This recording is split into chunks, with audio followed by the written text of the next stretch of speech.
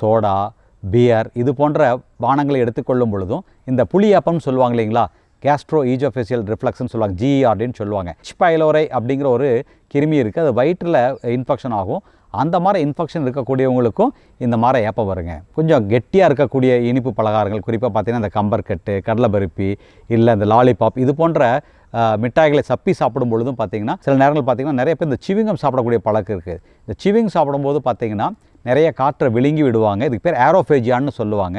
இதனாலேயும் இந்த ஏப்பம் வருங்க. முதல்ல பொறுமையாக சாப்பிடணும். சாப்பிடும் பொழுது பேசக்கூடாது. டிவி பார்த்துட்டு சாப்பிட்றது, புக் பார்த்துட்டு சாப்பிட்றது, செல்ஃபோன் பார்த்துட்டு சாப்பிட்றது இது போன்ற விஷயங்களை தவிர்க்கணும். 99% நேரங்களில் பார்த்திங்கன்னா இந்த ஏப்பங்கிறது மிக மிக நார்மல்.